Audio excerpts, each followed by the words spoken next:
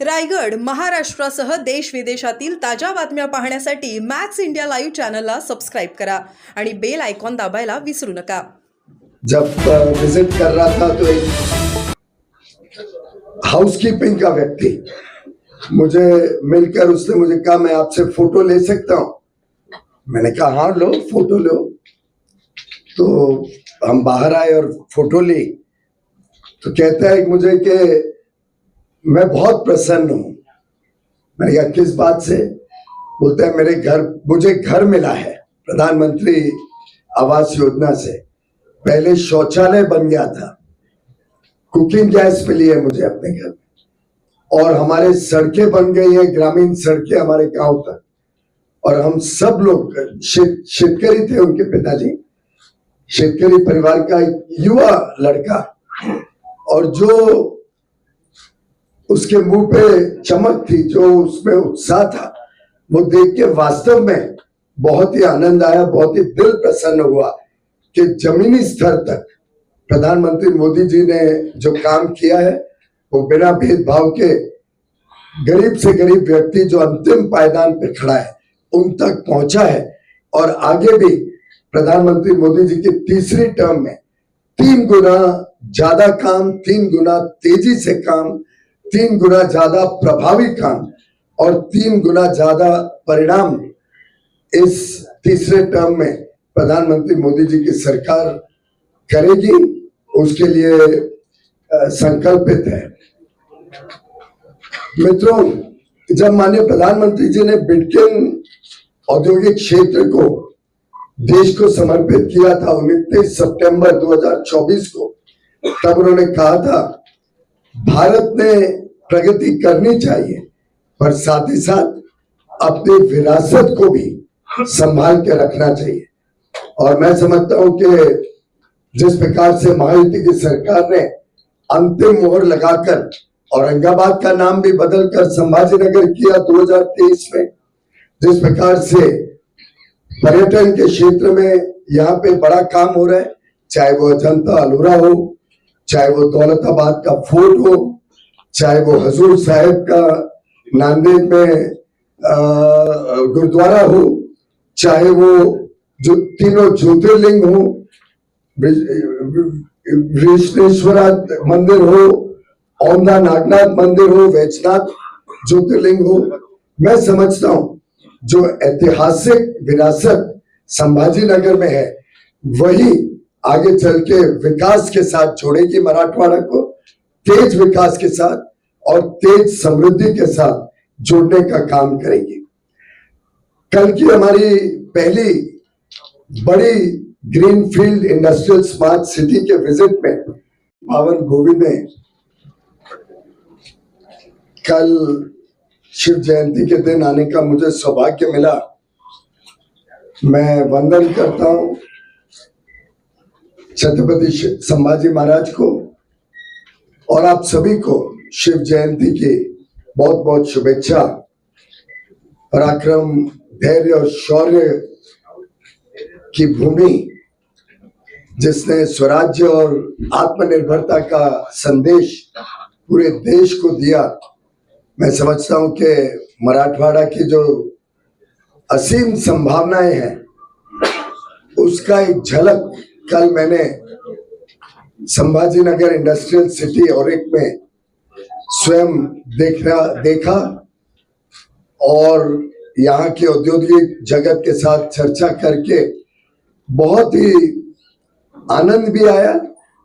और उत्साह भी बना कि आगे आने वाले दिनों में मराठवाड़ा जो सांस्कृतिक धड़कन तो वर्षों वर्षों से रही है, अब ये औद्योगिक क्षेत्र बड़े रूप में बनने जा रहे हैं। सर्वप्रथम हमारी बहन रेखा गुप्ता जी आज दिल्ली की मुख्यमंत्री की शपथ लेंगी।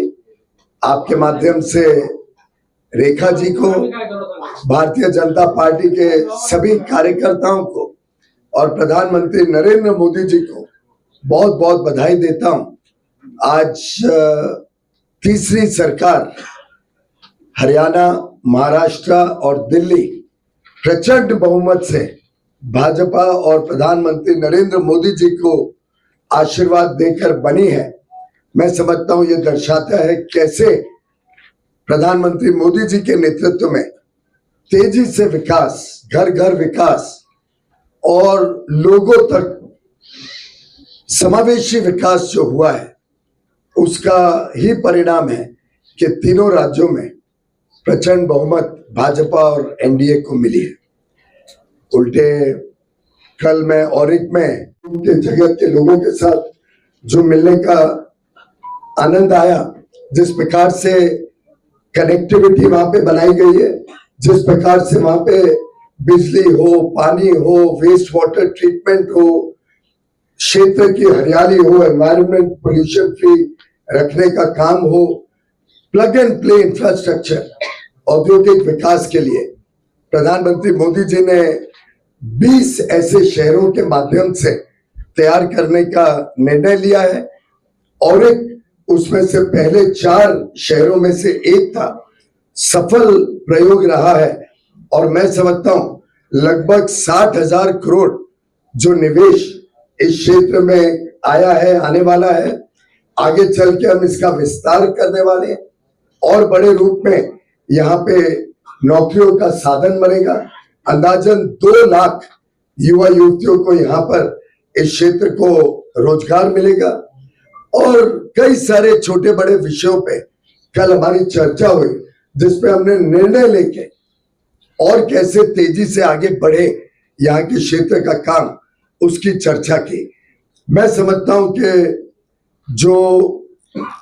प्रधानमंत्री मोदी जी का बार बार आग्रह रहता है कि हमने हर एक को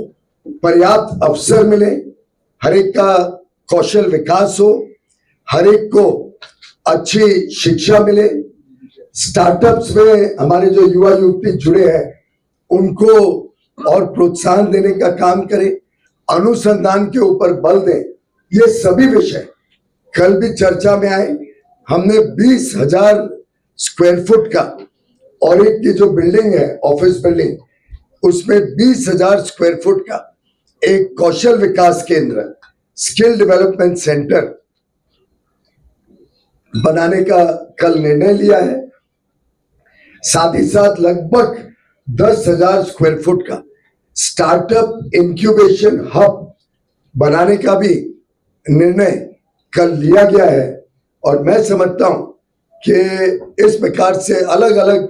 विषयों के ऊपर जो कल चर्चा हुई, आगे चल के वहां पे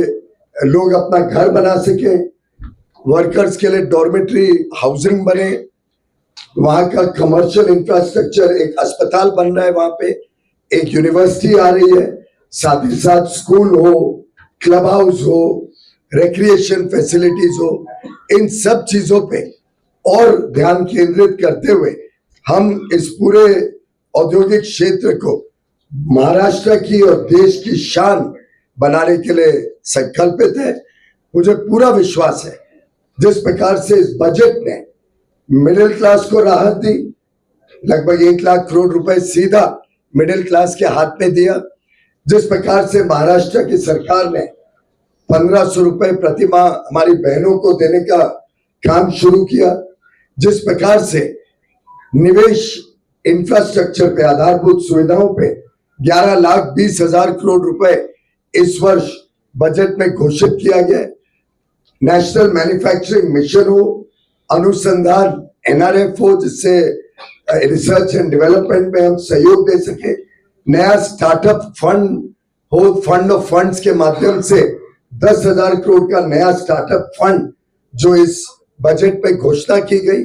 100 और अधिक इंडस्ट्रियल हब्स जहां प्लग एंड प्ले इंफ्रास्ट्रक्चर देश में अलग अलग डिस्ट्रिक्ट्स में अलग अलग जगह पर हम शुरू करने जा रहे हैं। एक प्रकार से एक ज्वलंत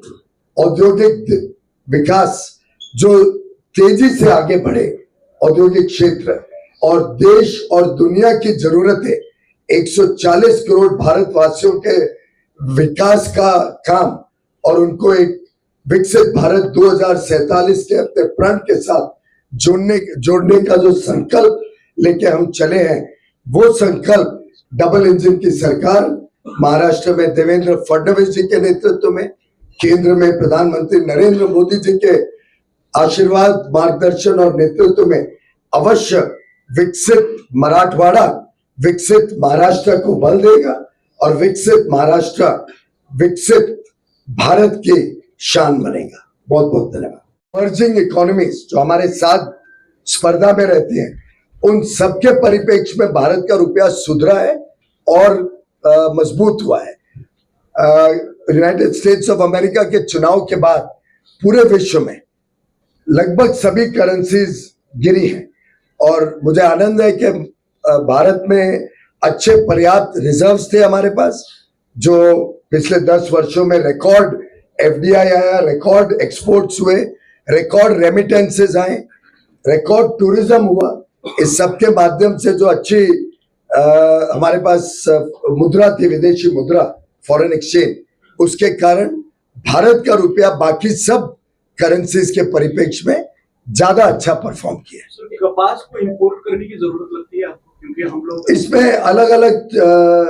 टाइप के कपास होते हैं। जो भारत में बनता है उसको तो हम प्राथमिकता देते ही हैं, उसका एमएसपी हम घोषित करते हैं, और अगर मार्केट के प्राइस एमएसपी से कम होते हैं तो कॉटन कॉर्पोरेशन ऑफ इंडिया खड़ा है हमारे किसानों को एमएसपी देने के लिए। और जितना कापूस बनता है, भारत की सरकार, प्रधानमंत्री मोदी जी की सरकार कॉटन कॉर्पोरेशन ऑफ इंडिया के माध्यम से एमएसपी को एश्योर करती है अपने किसानों के लिए। कुछ वैरायटीज ऐसी हैं जो एक्सपोर्ट में लगती हैं, जैसे शायद पीमा कॉटन या कुछ होता है, कुछ स्पेसिफिक हाई फाइबर कॉटन होते हैं, वो कॉटन के बारे में अलग से देखना पड़ता है। लेकिन मुझे आनंद है कि इस बजट में अनाउंस किया गया है कि कॉटन प्रोडक्टिविटी के ऊपर शोध किया जाएगा, उसके नए सीड्स बनाए जाएंगे और कॉटन मिशन, कापूस का एक मिशन प्रधानमंत्री मोदी जी ने इस बजट में मंजूरी दी है और उससे हमारे किसानों का उत्पादन कैसे बढ़े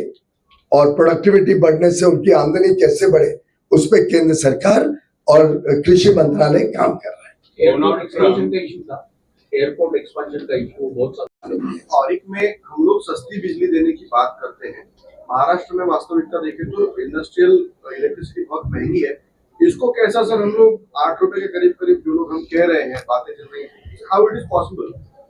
औरिक को एक विशेष छूट मिली है, उसको एक डिस्ट्रीब्यूशन लाइसेंस अलग मिला है, तो औरिक मार्केट में जाके बिजली खरीद सकता है और उस क्षेत्र में जो उद्योग लगता है उसको कॉस्ट के हिसाब से, अपने खुद के खरीदने के कॉस्ट के हिसाब से बिजली उपलब्ध करा सकते हैं। इसलिए औरिक की बिजली का रेट बाकी क्षेत्रों से अलग हो सकता है। डोनाल्ड ट्रंप जब सत्ता से आए हैं, सोयाबीन बेचने के लिए 2-3 महीने पहले किया, लेकिन उनको अभी तक कोई रिस्पांस नहीं। ऐसी कोई जानकारी हो तो जरूर हमारे माननीय सांसद है भागवत कराड़ जी, हमारे मंत्री अतुल सावे जी, आप उनको जानकारी दें। स्टील कंपनी पे सेफगार्ड ड्यूटी लगाने वाले हैं। ये निर्णय मेरा नहीं होता है, एक क्वासी जुडिशियल प्रोसेस है, director general of trade remedies DGTR, उसमें मेरी जानकारी के हिसाब से स्टील उद्योग ने एप्लीकेशन दे रखी है। मुझे मालूम नहीं है सेफगार्ड ड्यूटी है या एंटी डंपिंग है या CVD है, जो भी उन्होंने एप्लीकेशन दे रखी है, इतनी जानकारी है। और वो अपना एकदम ऑटोनमस इंडिपेंडेंट स्टडी करके सब चीजों के जानकारी लेके भारत में क्या पोजीशन है, अंतरराष्ट्रीय क्या पोजीशन है, सबको देख के वो अपनी रिकमेंडेशंस देते हैं, उसके बाद ही उस पर उपयुक्त कार्रवाई होती है। डोनाल्ड ट्रंप जब सत्ता में आए हैं तब से भारत के साथ जो की इंडस्ट्री यहाँ पे, मुझे मालूम नहीं है उनके प्लान्स के बारे में, मेरा कोई व्यक्तिगत बातचीत नहीं हुई है। सर औरिक का जो लैंड पार्सल है वो जितना एक्वायर्ड था करीब करीब खत्म हो गया। हमारा लैंड पार्सल 550 एकड़ के आसपास है, डिमांड काफी ज्यादा है, तो लैंड एक्विजिशन के बारे में कुछ निर्णय कर हुआ है क्या? मुझे लगता है कि ऑलरेडी नोटिफाइड है यहाँ पे जमीन, और उसके ऊपर मैं माननीय देवेंद्र फडणवीस जी से भी बात करूंगा और CEO MIDC को भी मैंने कहा है कि उस पर आगे क्या कार्रवाई करने की आवश्यकता है, उस पर वो जल्द से जल्द विचार करके निर्णय लें। सर लोकसभा और विधानसभा के चुनाव में भी सोयाबीन का मुद्दा और उसका एक्सपोर्ट, उसको लेके किसानों में एक धारणा बनी हुई मुझे लगता है जिस प्रकार से 90% भाजपा के और 235 आमदार चुन के आए हैं, हमारे लोगों की जो समस्या थी उसको हमने हल किया। केंद्र सरकार सोयाबीन खरीदने के लिए खड़ी रही थी। एनसीसीएफ नैफेड पूरे महाराष्ट्र में जितना सोयाबीन जिसको देना था एमएसपी पे खरीदने के लिए खड़ी थी और किसान उससे पूरी तरीके से संतुष्ट है। सर ऑरिक सिटी में रुपया गिर रहा है, मोबाइल कनेक्टिविटी का पर क्या असर होगा? मैंने कल चेक किया, बीएसएनएल को हाल में ही मोबाइल टावर लगाने के लिए जमीन दी गई है। हम और भी एक्सप्लोर करेंगे अगर और कोई कंपनी भी अपना मोबाइल टावर लगाने के लिए तैयार हो। और आगे मैंने निर्देश दिए कि जहां भी हम औद्योगिक शहर बनाएं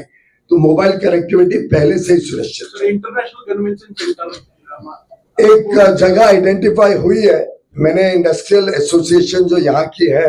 उनसे कहा है कि वो एक प्रोजेक्ट रिपोर्ट बनाए, डिमांड सर्वे करें, कितनी रिक्वायरमेंट, कितनी बुकिंग मिल सकती है, क्योंकि बहुत बड़ा निवेश करके बनाए अगर और फिर उसको साल में 1 या 2 4 बार ही इस्तेमाल करें तो आपका ही पैसा है, पब्लिक का पैसा है, तो जरा हमें सोच समझ के ही खरीदना चाहिए। रुपया गिर रहा है, इसका इंपोर्ट एक्सपोर्ट पर क्या असर होगा? ऑलमोस्ट फुल सर, भले ही आपका हिस्सा ना हो लेकिन इसको करेक्ट करने के लिए सर शहर में काफी कंजेशन है, इसको करेक्ट इसकी कल मेरे सामने प्रस्ताव रखा गया है तो वो मैं देवेंद्र फडणवीस जी से बात करूंगा। टैक्स ट्रिब्यूनल का एक प्रश्न था, मुझे मालूम नहीं होगा, मेरा विभाग नहीं है तो आई डोंट नो। किससे कल रेज भी नहीं किया, नहीं तो मैं पता करके रखता। सीआईआई ने बजट से पहले सर आपको कुछ एक सूचना दी थी, रोजगार कैसे बढ़ेगा,